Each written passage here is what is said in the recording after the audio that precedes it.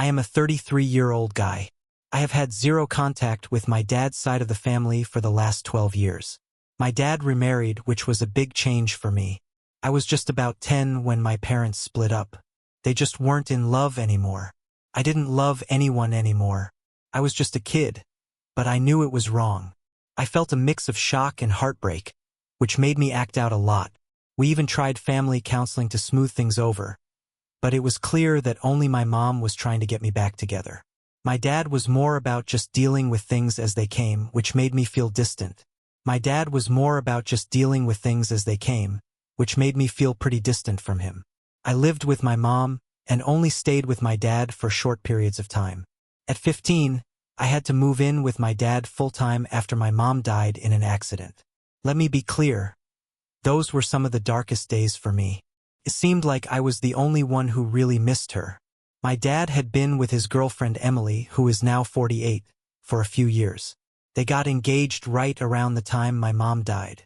I felt like my dad was moving on too quickly, focusing on his new life with Emily and not showing any signs of it. Living with Emily was no picnic either. She tried to be the new mom in the house, setting rules and expecting me to fall in line. But how could someone just step in and pretend to replace my mom?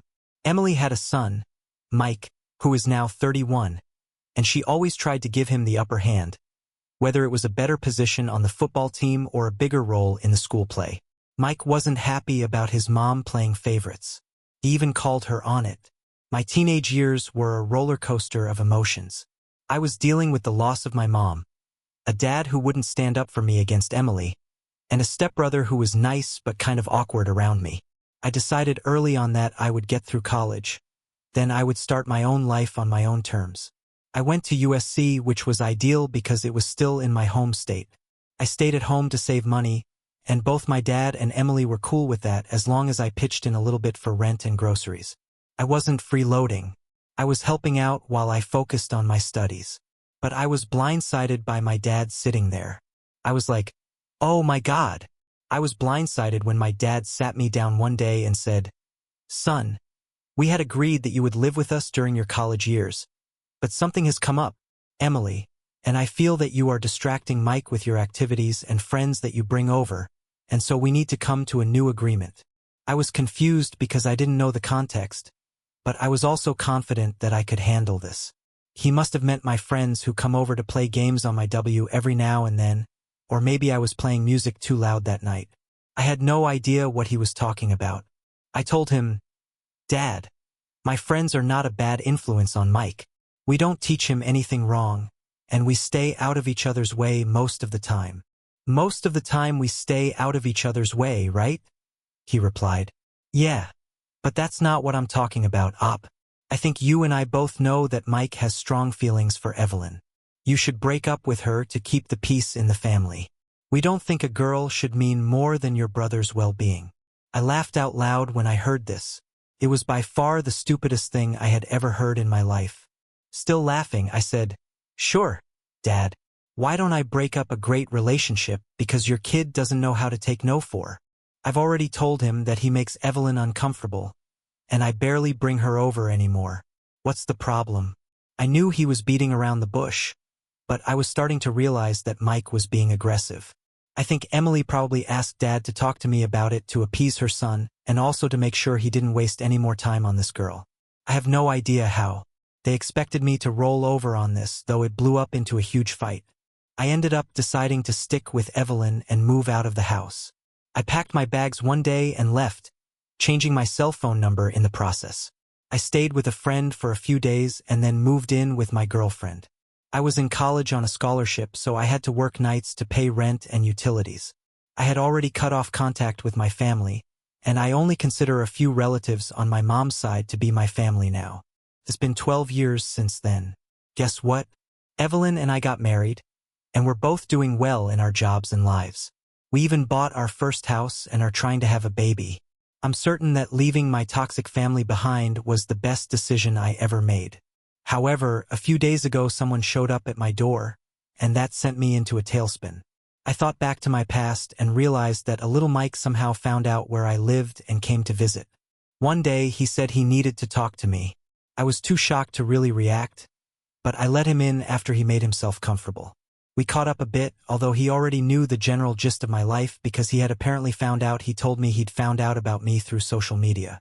He then told me the real reason he was here.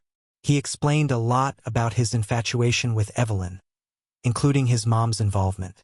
He also added that he never wanted me to move out. He told me that his stepfather seemed glad that I was gone. He said the house got cold and weird for him after I left. He also said that the three of them ended up moving out of state a few months after I left. I wasn't aware of any of this at the time. Mike didn't know how to reach out to me. He felt guilty for laughing at me and got over his infatuation with Evelyn's surprise. But he ended up hanging out with the wrong crowd in college and dropped out. His mother was also terrible. She was losing her mind over his lack of drive and success without ever bothering to find out why he was feeling so depressed. He eventually left home after 10 years. He's been wandering around the States, working random odd jobs and hitchhiking. He came to me to ask for help. He wants to settle down in this town. He wants to get a foot in the door at the place I work at. He has no degree and no qualifications. This would be hard for anyone. I made that clear. Mike said I owe him for leaving. He has no toxic family. He claims that even though we have been distant, we are still brothers. He left about an hour ago as I am writing this post, and I am torn. I don't think I owe him anything, but it is terrible to see him like this. I have talked to Evelyn about this, and she would prefer to stay out of contact with all members of my family, including Mike. However, she feels that we should help him out in some way. I will help him out. I'm going to continue interacting with him. I'm going to continue interacting with my stepbrother. I've thought about this whole situation with Mike, and I've made up my mind. The best plan right now is to help Mike get on his own. I'm going to give him some cash to cover a cheap apartment for a few months.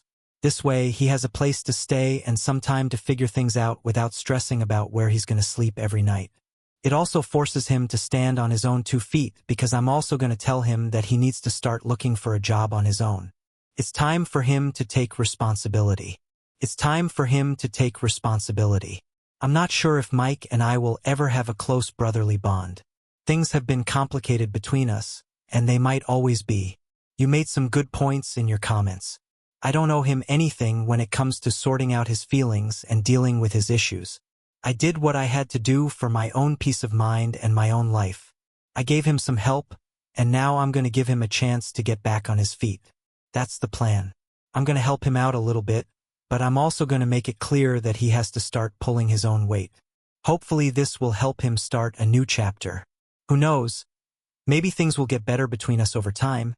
But for now, I'm just focusing on doing the right thing without getting too caught up in all the emotional drama. Thanks for all your advice. It really helped. I see things clearly now. Update 2. I've been meaning to give you all an update on Mike for a few months now. I'm happy to report that he's really found his groove here in town.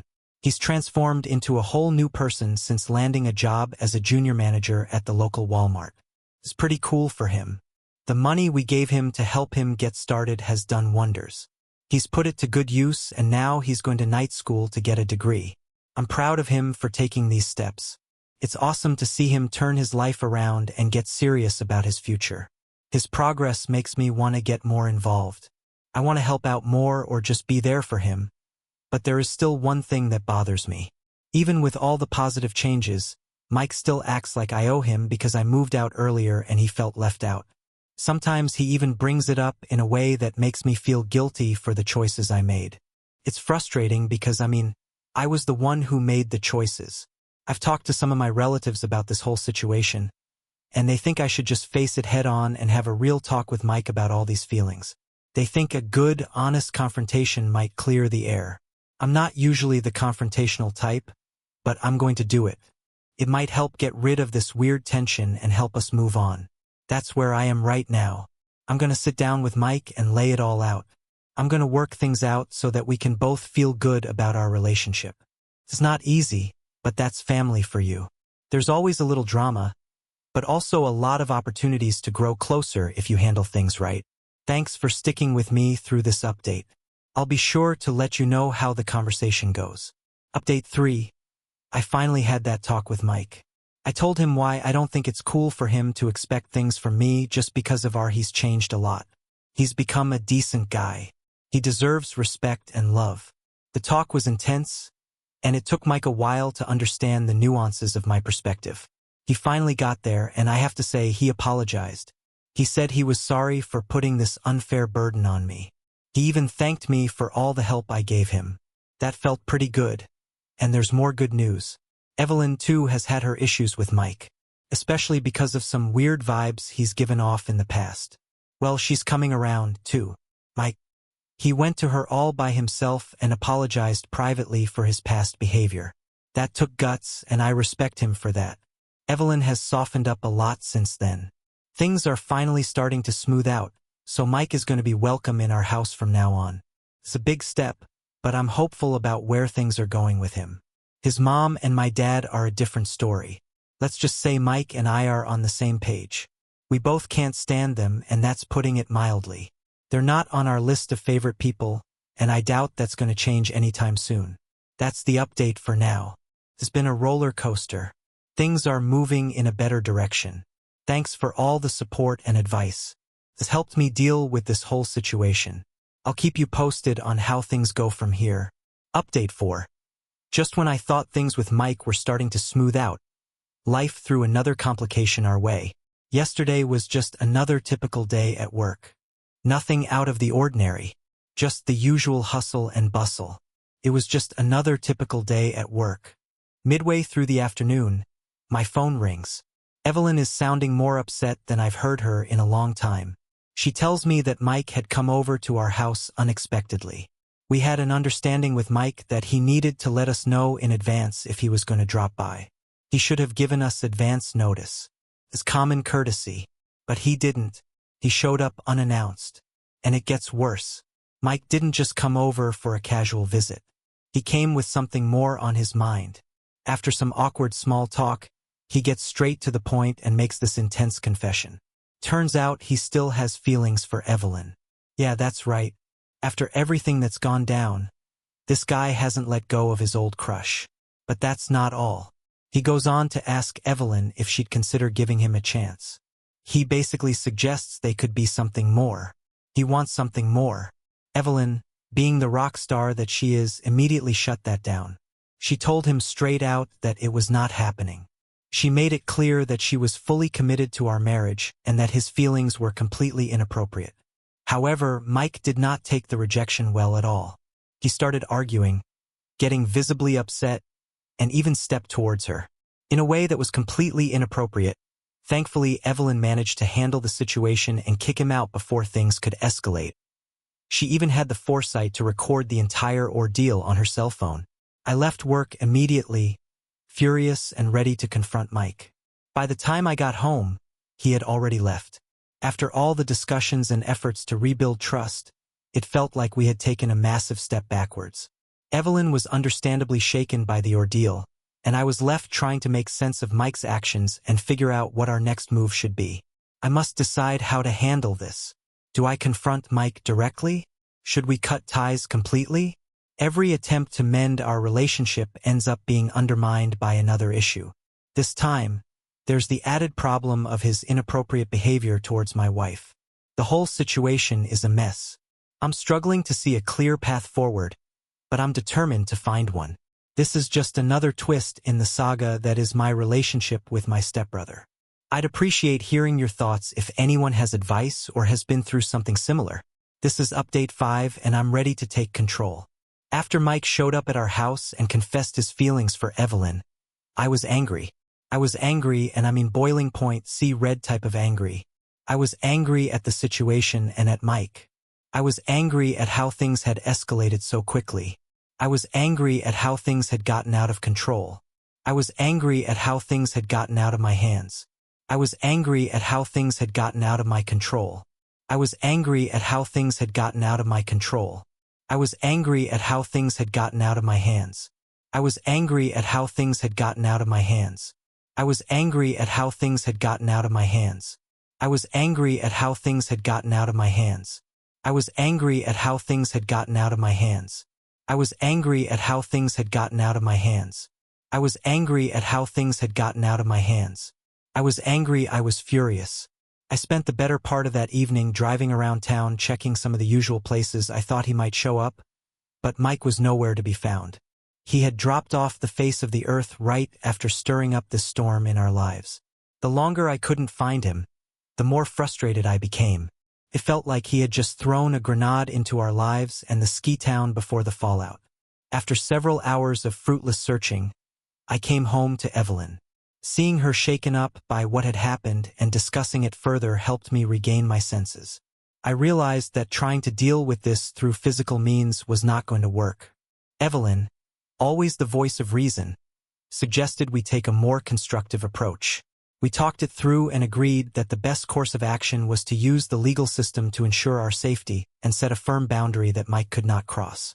She reminded me that we had recorded the entire incident on her cell phone, which captured not only his inappropriate confession but also his subsequent aggressive behavior. The next morning, I went to the police station with a clear head and a heavy heart to file a report. Mike was once someone I considered family, even if our relationship was complicated and strained. However, his actions had crossed a line that could not be ignored. I gave the police Evelyn's recording and they watched it intently, taking notes. They said this evidence could lead to a restraining order. Filing the police report was a necessary step toward regaining some sense of security, and it was worth it. As I left the police station, I felt a sense of relief. Relieved that we were taking concrete steps to protect ourselves and that the law was on our side.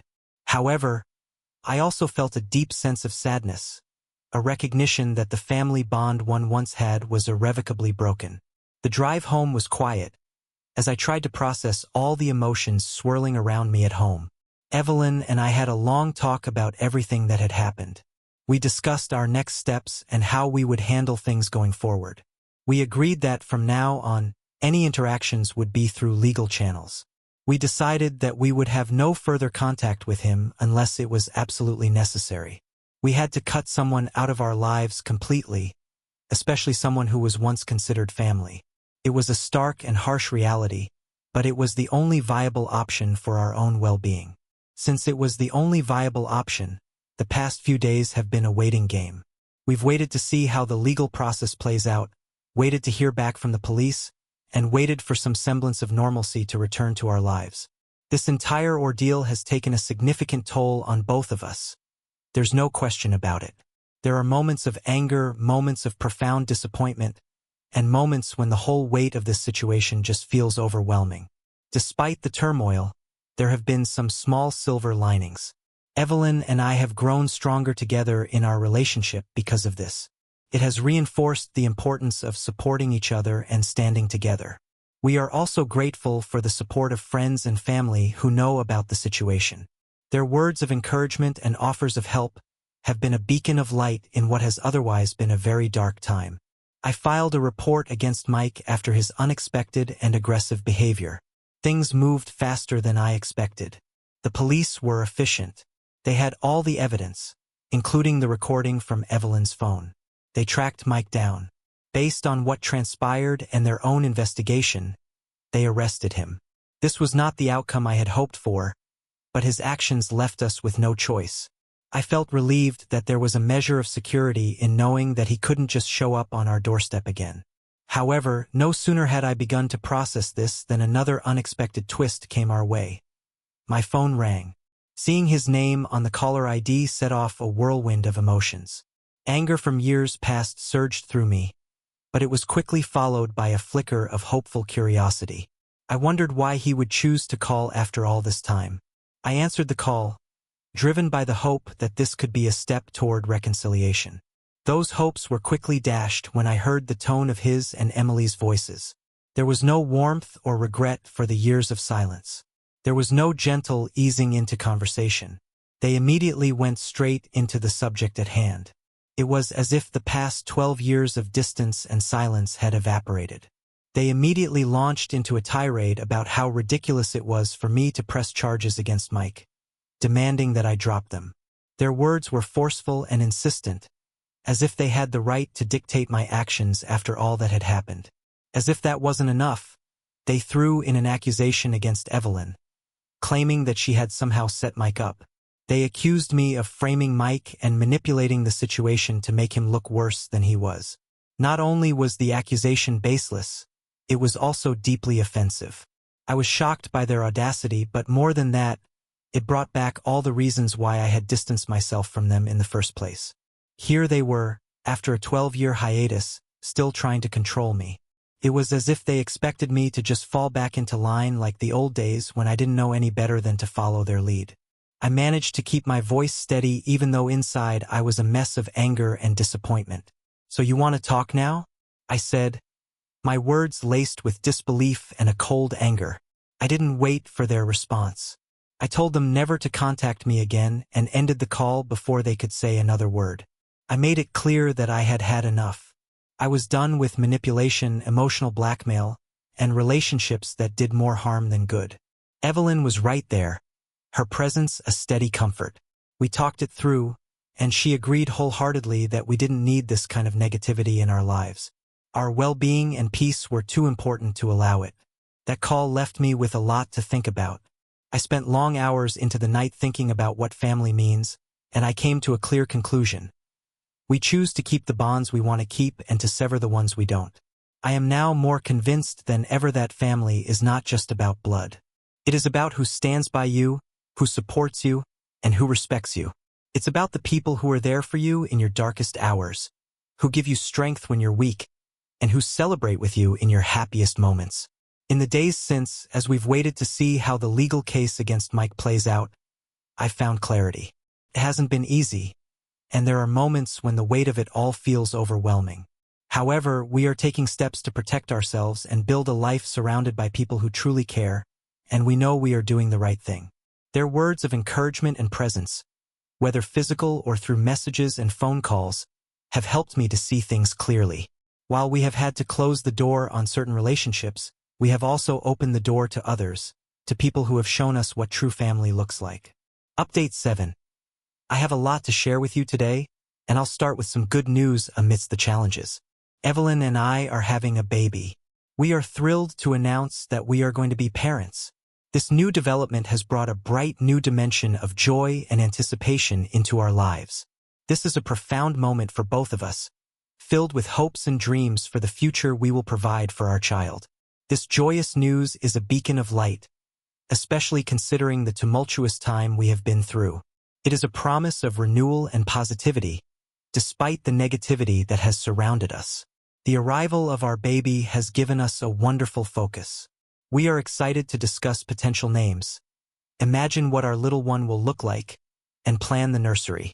On the other end of the spectrum, we are still dealing with the ongoing legal situation involving Mike. The process has been slow and often draining, but we are confident that we will prevail. We recently met with our attorney, who gave us an update on what to expect going forward. Based on the evidence and charges, it is clear that Mike will be facing a significant prison sentence, likely between 5 and 7 years. It is a harsh reality, and it evokes a complex emotional response in us. Despite everything that has transpired, there is no joy in seeing someone I once considered family face such a harsh reality. It's a harsh reality that forces us to face the truth about how things escalated to this point and the series of decisions that led us here. We have maintained our integrity and ensured our safety throughout this legal maze. We have attended hearings and stayed in close contact with our legal team to keep abreast of every development. This duality of experience has been a strange journey. I am preparing for a new life while dealing with aspects of my past that I am determined will not define me. Evelyn has been an absolute rock throughout this ordeal. Her strength and resilience have been instrumental in keeping us afloat. We have discussed at length how we want to raise our child.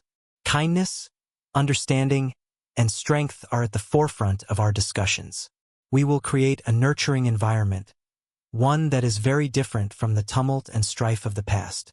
Given the turmoil and strife that has characterized some of my family relationships, we have made a conscious decision to distance ourselves from toxic relationships as we prepare for our new arrival. We are more determined than ever to protect our family's peace, now that we know we are going to have a child. Reflecting on family dynamics, I am more grateful than ever for the support of friends and the few family members who have been there for us. Their support has made it clear that family is not just about blood. Family is about who you choose to have in your life, who supports you, and who shares your values. It's not just about blood. This network of chosen family has been instrumental in keeping us grounded and focused on what really matters, and we couldn't be more grateful. We are ready for the arrival of our child. It is a new chapter where we will focus on creating positive memories and building a legacy of love. We are turning the page on the difficulties of the past and looking forward to the joys of parenthood. We will continue to treat the ongoing legal situation with Mike with the seriousness it deserves. At the same time, we are increasingly looking to the future with optimism and preparation. The stress is overwhelming at times, and the slow pace of the legal process feels frustratingly at odds with the rapid preparations for our new arrival. However, these challenges have brought us closer together, solidified our partnership, and strengthened our commitment to our family's well-being. I am grateful for the community of friends, both online and in real life, who have offered encouragement and support during these times. Sharing this journey with you has provided a cathartic outlet for me and offered invaluable perspectives and advice as we move forward. Your commitment and support have been a pillar of strength for us. I will share more about our journey into parenthood and beyond. The next updates will be filled with joy as we welcome our new family member. Thank you for sticking with us through thick and thin. Your encouragement and insights have been invaluable. Last update, I have wonderful news to share with you first. Evelyn and I welcomed our beautiful baby into the world. Our child's arrival has been nothing short of miraculous. It has transformed our lives in ways we never could have imagined. The conclusion of Mike's trial has also been a significant part of our recent lives. After what felt like an eternity of hearings and waiting, the court handed down a sentence of 6 years, a significant amount of time that reflects the severity of his actions. On the day of sentencing, I spoke with Mike briefly. I told Mike I hoped he would use this time to reflect and find a new direction for his life. The exchange was brief but intense. We expressed regret for the paths we have taken, sorrow for the broken family ties, and a somber acceptance of the reality we now face. This closure was necessary, but it was not celebrated. It was an acknowledgement that some chapters in our lives must be closed, not with joy, but with quiet resignation. This also marked the end of any hope of reconciliation with Mike or my father. Their absence from all recent events only reinforced our decision to distance ourselves. This has profoundly changed my concept of family. I have learned that family is not defined by blood. It is defined by the bonds you choose to nurture and the commitment to support each other through life's trials and celebrations. Evelyn and I have felt this shift acutely through life's trials and celebrations. We have decided to invest our energies in relationships that bring positivity and growth to both ourselves and our child. Our baby's future is our driving force. We will experience all the firsts, first steps, first words, first birthdays. We are planning the kind of upbringing we want for our child. It will emphasize kindness, respect, understanding, and above all, love. We will instill values that encourage our child to embrace diversity, seek understanding, and act with compassion toward others. As we embrace our new roles as parents, we have made our home a sanctuary filled with love and laughter, even amidst the challenges of parenthood. We transformed one of the rooms into a vibrant nursery, choosing colors and themes that we know will inspire creativity and happiness in our child. We have made every choice, from the books on the shelf to the toys in the crib, with so much thought and anticipation. In addition, we have discussed how we will discuss our past with our child when the time comes. We agree that honesty is the best policy. We will guide our child through age-appropriate and constructive discussions. Our experiences will teach our child about human relationships and show them that while life is not always easy, it can be rewarding.